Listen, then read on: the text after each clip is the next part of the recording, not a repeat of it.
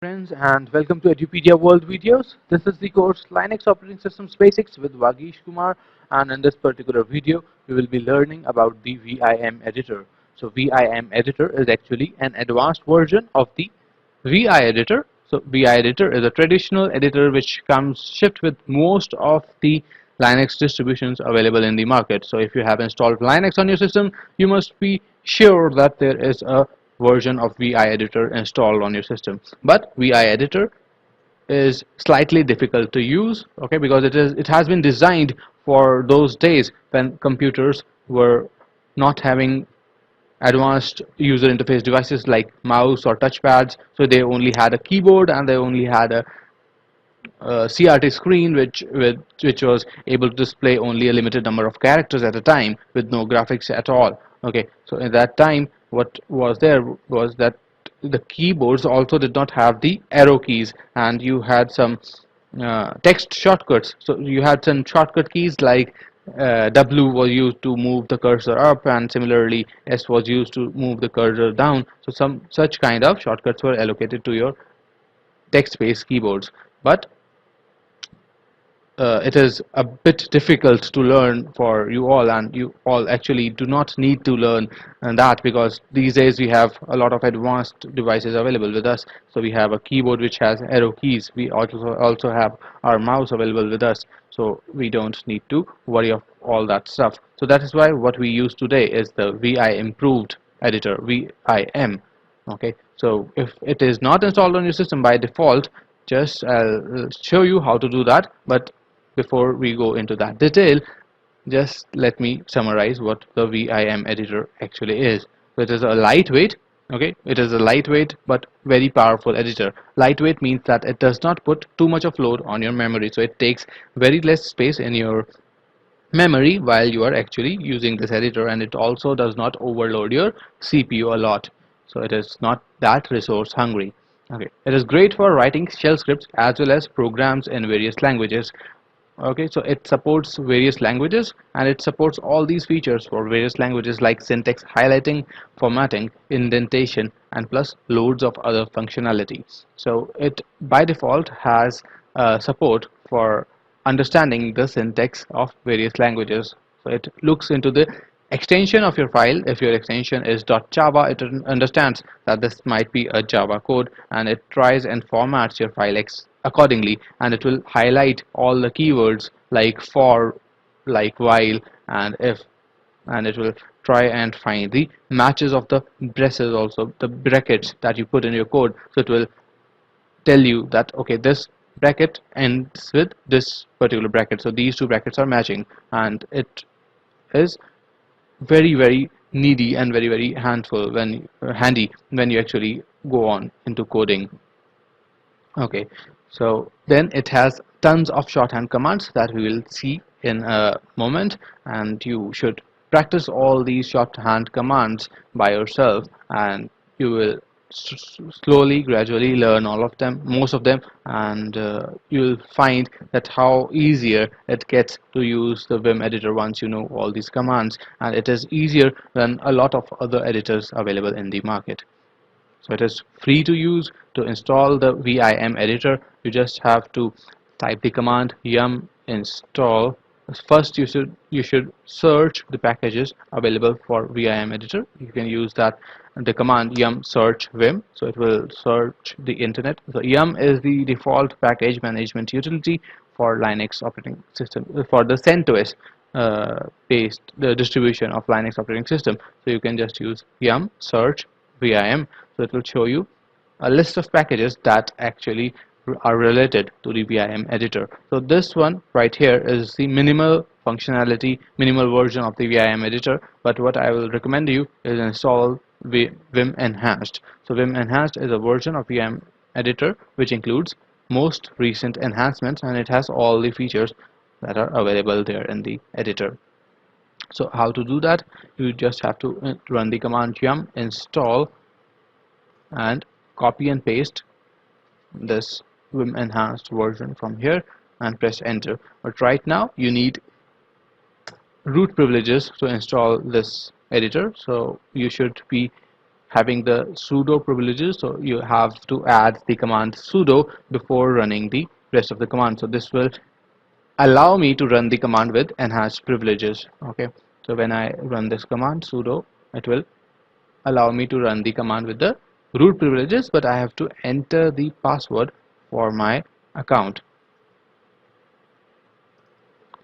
For this, one thing is necessary, that your administrator of your user has to actually give you the root privileges, sudo privileges. Okay, only then you will be able to run the commands using sudo command.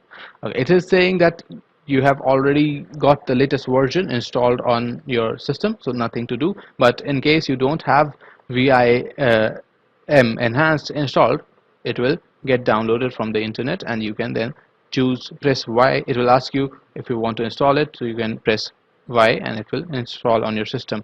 So to test that VIM editor has been installed, you can just type Vim and press enter. So it will show you the welcome screen of the VIM editor. Okay, so before we go ahead with the VI editor, let us first learn a few things about it. So the first thing is that there are various modes in the VI editor. So there are three major modes that you will encounter most usually while you will be using Vim editor, and these three modes you need to learn about. First is the escape mode, then there is escape mode is also known as normal mode, then there is insert mode, and then there is command mode. So let us now see what each of these modes is. So when you first start the VI editor, okay, when you first start editing a file with the VI editor, you will be in the VI escape mode. Okay, so you can issue many VI commands, including the commands like insert, append, and delete, and other search and navigation commands that let you move around your file. So within this mode, you can insert something, you can append something, you can you can execute a command to insert something, then you can also execute a command to append something. So if you want to append some information to the end of the current line, you can use the append command, and you can also do stuff like delete, copy, paste. All these things you can do in the escape mode. Okay, and we'll see how to do that in a matter of while. The most important thing to know is that when you are in the escape mode, you cannot insert text immediately. Okay, so you cannot do that. You just start typing and it comes on your screen, because at that time your keyboard is actually reserved to enter commands. Okay, to enter key based commands. So at that time, if you enter anything on your keyboard, it will rather take it as a command instead of typing that text which you are typing on the screen. So to type or any text on your screen, you either need to issue an insert, append, or open command, which will actually take you to the insert mode. Okay, which is the second mode of VI editor. Okay, so these are some escape mode commands which are there in the VI editor. First is the small I, which is insert at the current position. So it will switch to the insert mode. So it also switches to the insert mode. From escape mode, you actually go on into the insert mode, and in this case you can type anything on the keyboard and it will appear on the screen. So it will get typed. Okay, so it will get typed at the current position. So wherever whichever position your cursor is on when you type small I in escape mode, you will get switched into insert mode, and whatever you type from there on will start appearing wherever your cursor is on. Okay, similarly there is capital I, which is insert at the beginning of the line. So it actually prepends. Whatever you will write will come at the beginning of the line. So instead of at the current position as it was in the case of small I, when you use capital I, it will go to the beginning of the line. Okay, similarly there is A to append at the current cursor position. So it will just append at the current cursor position. It will not start writing at the current cursor position, but after the current position. So in this case also your VI actually switches to the insert mode. So in all these cases which we are discussing, you will actually do these commands on the escape mode, but it will, after you issuing these commands, it will switch into the insert mode. Similarly, capital A is to append at the end of the line. Okay, and then there is small o. Okay, so small o is to open a new line below the current line, and similarly there is a capital O, it will open a new line above the current line. Okay, so in case there is not a new line inserted below the current line, you can use small o and it will go on to the one line below your current line and it will insert a new line over there. So in case you already have something written below, it will insert a blank line over there, and your information whichever is below the current line, it will get shifted by one line below. And similarly capital O will insert a blank new line above the current line. So we will just see all these things practically and then you will understand them better. Then there is one colon which is used to switch to command mode. So whenever you are in escape mode and you enter colon, you will get switched to the command mode. And whenever you are in escape mode and you enter any of these characters, I, small I, capital I, similarly small a or capital A, small o or capital O, you will actually get switched to the insert mode. Now let us try that much so that we are sure that we know this much of the stuff that we have learned. So first of all, how to initiate VIM editor. Type vim. Okay, if you want to give the file name right away, you can type it over here, first vim file.txt. okay, this is one way of doing it and it will open the first vim file.txt. okay, now we have learned that initially when you open the VI editor, it is in the escape mode. So in this mode, if I press any key on my keyboard, it will not be typed on the screen, rather it will be interpreted as a command. Okay, now let us see some of these commands which we have just studied. So let us try and switch to the insert mode by pressing small I. It will insert at the current position and also switches to the insert mode. So now I am going to press small I on my keypad. So you make sure the caps lock is off, okay, because if caps lock will be on, then it will type capital I, and in that case you will get confused. So just when caps lock is off, type I and it will switch into the insert mode. So you can check it over here, the text insert appears over here, so that makes sure that you are in insert mode. And over here you can see that 0,1, so that is first line and 0th position. So when you type something, okay, so the first line, first position, first line, second position, and so on. So now since I have pressed insert mode, I can type anything, hello, and in this case whenever you type, you can simply keep on typing. Now the question is how to go back to the escape mode. So by default the mode which was escape mode, you have to, if you have to go back to the escape mode from insert mode, you have to press escape. Okay, so escape key, once you press it, you will enter back into the escape mode. Okay, now let us see what does capital I do. So if you enter small I, if suppose I am here, you can see the cursor is indicated by the blue block over here. So I am just after the word how. If I enter small I, it will it will instantaneously start inserting at the current position. But in case I enter capital I, it will take me to the beginning of this current line and start inserting from over there. So this is the difference between small I and capital I. In case of small I, it will start the insert mode at the current position, and when I start typing, it will start typing at that particular position. But in capital I, it will take me to the first position of the current line and start inserting text from there onwards. Okay, then you can learn about the small a and capital A. So small a append just after the current cursor position. Okay, so let us see what does it do. If you press small a over here, it will append just after the current cursor position. Now what was the difference between small I and a? Small a actually appends at the current position. So to demonstrate this difference, let me write some numbers on the screen in the sequence 1 2 3 4 5 6 7 8 9.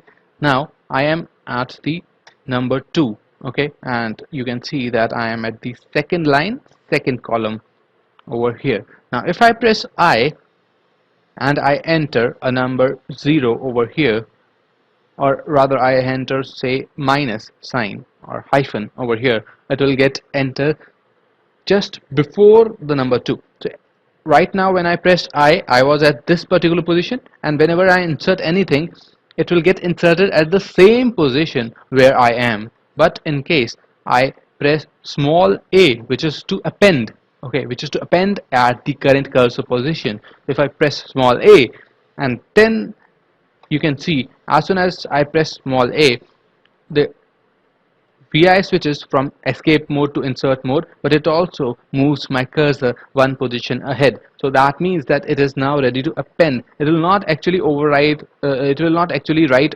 whatever I write over here in this position, but it will append it after this position. Okay, so this is the difference between small I. This is when I pressed small I. Now in case I press small a, it will take me one position ahead and start typing from there. So this is the difference between insert and append mode. Now capital A, append at the end of the line. So if you press capital A rather, it will take you to the end of the line. So how to press capital A? Simply press shift plus A, or you can also turn on your caps lock and press A. That will also press capital A. So in that case, if you press capital A, it will take you to the end of the line and you can type from here onwards. Okay, so this is the append, and then you come to know, let us come to the open a new line below or above the current line. So if I press O, small o, it will take me to the next line, insert a line over there. And as we had discussed that suppose there is another line which is already there below the current line, that particular line will move one line below and a blank line will be inserted in between, and there I can type again. So that is with small o. And if I want one blank line similarly to be inserted above the current line, I have to use shift plus O, which will actually type capital O, and then a blank line will be inserted above my current line and I can type over there. Similarly, if you want a blank line to be inserted at the top of your file, you can press shift O over there and it will be inserted. Similarly, at the end, if I want a blank line to be inserted at the bottom of the current line, I can go to the last line and press small o, it will be inserted over there. Okay, so these were the commands which we have learned, and after that let us see. To switch to the command mode, you can press shift and colon, so it will take you to the command mode. So the sign that you are in the command mode is that there is no insert written over here, and you have a colon and then a command prompt, so you can type some command over here and it will interpret it as a command. So we'll learn about the command mode commands also in our next video. Okay, so till we learn about the rest of the commands, I hope you enjoyed this particular video. Keep watching the course Linux Operating Systems Basics with Vagish Kumar. So thank you.